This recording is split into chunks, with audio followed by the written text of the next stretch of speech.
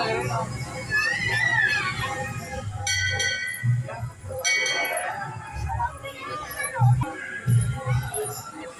पत्ते मत तोड़।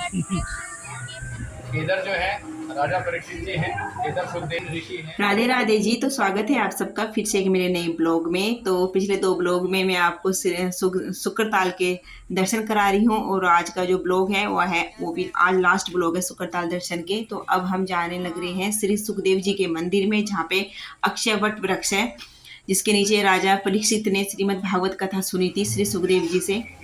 तो वहीं जा रहे हैं। तो देखिए यहाँ पे श्री सुखदेव जी के मंदिर पे कितना बड़ा बाजार है, कितना दुकानें लगी हुई हैं। जब मैं पहले आती थी ना, शादी से पहले, जब राधिका से थोड़ी बड़ी थी मैं, तब कुछ नहीं था यहाँ पे, केवल सुखदेव जी का मंदिर था और आसपास कुछ नहीं बना हुआ था। और अब तो यहाँ पे बहुत सारी धर्मशालाएं, बहुत सारी भागवत भवन बन गए हैं, बहुत सारे मंदिर बन गए हैं, और कितना बड़ा बाजार भी लग गया है यहाँ पे। पहले कुछ नहीं था, सिर्फ ये सीढ़ियाँ थी ऊपर जाने के लिए, और अब तो बहुत ही बदलाव आ गया है शुक्रताल में। और इसके पास से गंगा नदी जाती थी जब हम छोटे छोटे थे आते थे, पर अब तो गंगा नदी बहुत दूर जा चुकी है यहाँ से।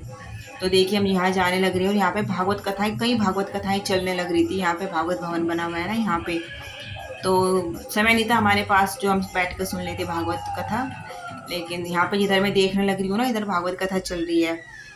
तो हम यहाँ ऊपर जा रहे हैं। तो देखिए यहाँ पे आ गए हैं हम श्री सुखदेव जी के मंदिर में, यहाँ पे जहाँ पे अक्षय वट वृक्ष है। तो यही है वो अक्षय वट वृक्ष, जिसके नीचे राजा परीक्षित ने श्री सुखदेव जी से कथा सुनी थी आज से 5100 वर्ष पहले। तो देखिए कितना विशाल वट वृक्ष है, इसकी शाखाएं कितनी दूर दूर तक फैली हुई हैं। बाकी वट वृक्ष में आपने देखा होगा कि जटाएं निकलने लगती हैं, लेकिन ये वट वृक्ष ऐसा है, इसमें जटाएं नहीं निकलती। अगर जिसमें जटाएं निकली होती ना तो नीचे तक लटकी रहती, लेकिन कहीं थोड़ी बहुत जटाएं हैं, वो भी ऊपर ही ऊपर है, नीचे नहीं लटक रही बिल्कुल भी जटाएं इसकी। ये ऐसा ही वट वृक्ष है ये। तो देखिए ये वट वृक्ष कितनी दूर तक इसकी शाखाएं फैली हुई हैं, इसकी कितना मोटा है नीचे से पेड़। तो देखिए यहाँ पे क्या लिखा हुआ है कि श्री सुखदेव आश्रम में ऊंचे टीले पर स्थित है अक्षय वट वृक्ष श्रद्धा और भक्ति का केंद्र है। 5100 वर्ष से अधिक प्राचीन वट वृक्ष महामुनि श्री सुखदेव जी की कथा का साक्षी है। इसी वट वृक्ष के नीचे शीतल छाया में 88,000 ऋषि मुनियों और श्रोताओं के मध्य बैठकर हस्तिनापुर के तत्कालीन सम्राट महाराज परीक्षित ने श्राप से मुक्ति के लिए 7 दिन तक ब्रह्मनिष्ठ जीवन मुक्त ब्रह्म ऋषि श्री सुखदेव जी महाराज से के मुख से अमृतवाणी सुनी थी। तो यही वट वृक्ष है वो, जिसके नीचे उन्होंने श्रीमद् भागवत कथा सुनी थी 88,000 ऋषियों के साथ बैठकर। तो देखिए ये वट वृक्ष महाभारत कालीन है, यानी श्री कृष्ण के समय से है ये वट वृक्ष। तो सच में मतलब अच्छा लगता है जब इतनी पुरानी चीज़ें देखते हैं, कि भगवान के समय की चीज़ें देखते हैं ना, तो ऐसा लगता है कि सच में मतलब कि भगवान के ही दर्शन कर लिए हैं हमने। तो यहाँ पे मैंने थोड़ा स्लो चलाई हुई है वीडियो। तो देखिए कितना मोटा तना है, और सब इसमें ना अपनी मनोकामना पूर्ति के लिए धागा बांधते हैं। रोली जो मोली होती है, मोली बांधते हैं, जब उनकी इच्छा पूरी हो जाती है तो फिर उसको वही खोल लेते हैं। तो देखिए मैं इसको दिखाने लग रही हूँ कि इसकी शाखाएं कितनी दूर दूर तक फैली हैं। जब हम आते थे ना, यहाँ से खड़े होकर देखते थे तो गंगा दिखाई देती थी, लेकिन अब गंगा बहुत दूर जा चुकी है, दिखाई नहीं देती। इसकी शाखाएं देखिए कहाँ कहाँ से निकलने लग रही है। ये मंदिर बने हुए हैं यहाँ पे, श्री सुखदेव जी चरणदास मंदिर। यहाँ पे सुखदेव जी बने हुए हैं। यहाँ पे ये हनुमान जी का मंदिर भी बना हुआ है यहाँ पे। पहले नहीं थे इतने ज़्यादा मंदिर यहाँ पे। देखिए ये सब भागवत भवन है, यहाँ पे सब कथा कराने के लिए आते हैं। गर्मियों के मौसम में ज़्यादा कथाएं कराने के लिए आते हैं, छुट्टियाँ पड़ी रहती हैं ना इन दिनों सबकी। तो देखिए यहाँ पे कृष्ण भगवान जी का मंदिर है। एक साइड में बैठे हैं श्री सुखदेव जी महाराज, दूसरी तरफ बैठे हैं राजा परीक्षित, और यहाँ पे ऋषि मुनि बैठे हैं। ऋषि वशिष्ठ ऋषि, विश्वामित्र ऋषि, श्रृंगी ऋषि, और भी 2 ऋषि के और भी नाम नहीं समझ दिखाई दे रहे दूर से।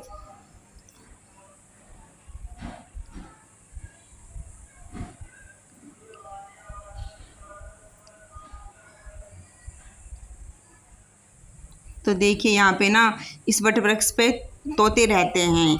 तो तोते को सब देखना चाहते हैं कि दिखाई देता है। तो मतलब यहाँ पे सब देख रहे हैं कि कहीं से दिखाई दे जाता तोता। तो हमने सब ने देखा 2 जोड़े तोते के, मतलब यहाँ पे बैठे हुए हैं, सब साफ दिखाई दे रहे थे। अच्छा माना जाता है कि अगर यहाँ पे इस वट वृक्ष पे अगर तोता दिखाई दे जाए तो बहुत अच्छा माना जाता है। देखिए मैं आपको दिखाने लग रही थी। तोता बैठा हुआ। तो ये श्री सुखदेव जी महाराज हैं और राजा परीक्षित बैठे थे। देखिए कितना विशाल वृक्ष है। सबसे ज़्यादा मन जो यहाँ पे लगता है ना श्री सुखदेव जी के मंदिर में लगता है। यहाँ पे बहुत ही देखिए कहाँ से शाखाएं निकल रही है इसकी, दूर दूर तक फैली हुई है इसकी शाखाएं वृक्ष की। पवित्र वट वृक्ष के पत्ते तोड़ना मना है। कितने देखिए मनोकामना पूर्ति के लिए कितने यहाँ पे बांधे गए हैं धागे। इस वृक्ष की परिक्रमा की थी हमने और पूजन किया था। और यहाँ पे श्री सुखदेव जी के मंदिर के पास ही बना हुआ है श्री कल्याण देवी जी का आश्रम, मतलब मंदिर। उसके बाद हम यहाँ पे दर्शन करके आ गए हैं। यहाँ पे बच्चे लेने लग रहे हैं खिलौने अपने लिए। मोहन के लिए भी लिया हमने, उदय के लिए, बच्चों ने दोनों ने लिया।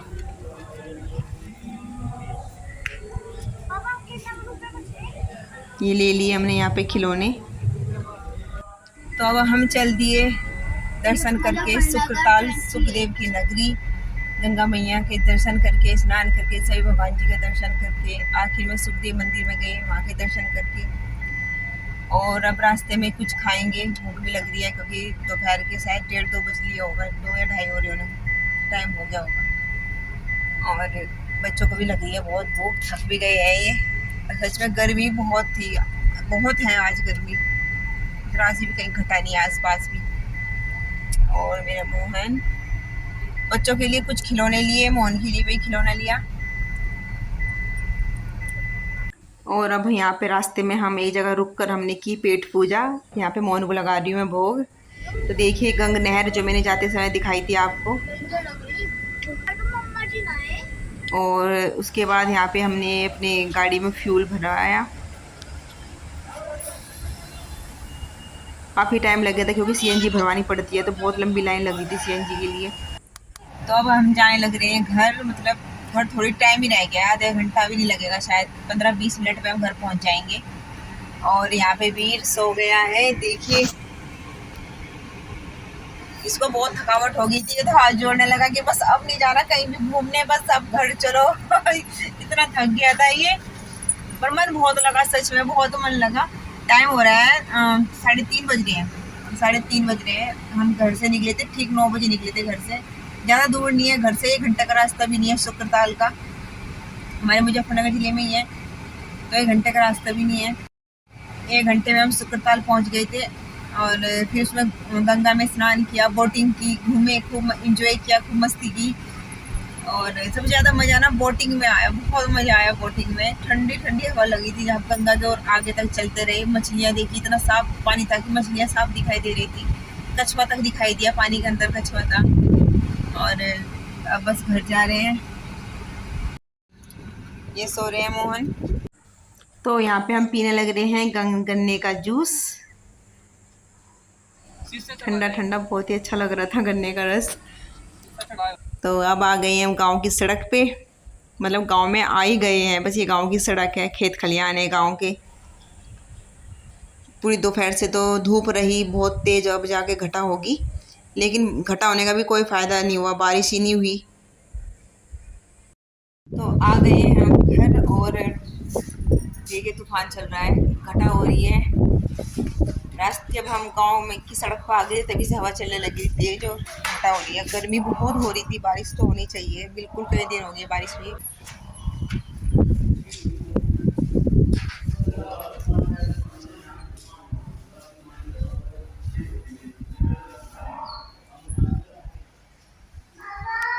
ये घटा सूर्योदय बादलों में।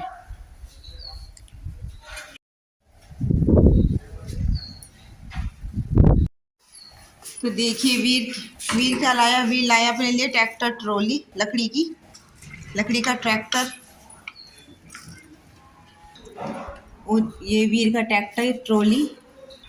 मोहन के लिए लाए हम ये तोता।